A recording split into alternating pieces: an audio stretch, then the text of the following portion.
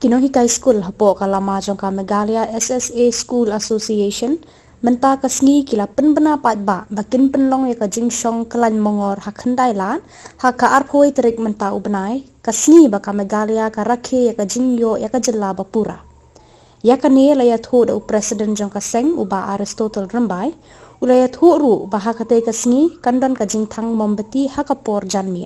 See, as we have already launched a non-cooperation movement since 21st December last year. During this non-cooperation movement, all SSE teachers in the entire state of Meghalaya will not participate or take part in any program organized by the state government, whatever it may comes from any department concerned. So this non-cooperation movement till today is still continue.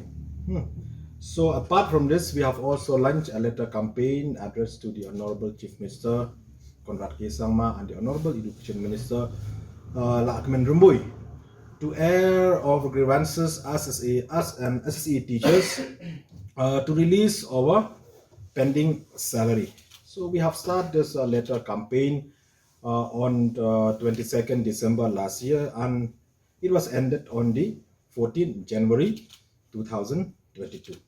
So after this letter campaign ended, we are getting no response from the government side. So we, the General Executive Committee of the Meghalaya SSA School Association Central Body, unanimously we have taken a decision to move ahead with our agitation program on 21st January 2022. So because of the no response from the government side, it has compelled us to take this decision. Even though we understand, we are concerned of the situation and the restriction because of the COVID-19, but we have to take this decision because there is no response from the government side. So we have decided to go ahead with our agitation, that is a black flag sit-in demonstration and a candlelight vigil at Kandailat, okay, Police Bazaar, in front of the old Meghalaya Legislative Building on 21st January 2022.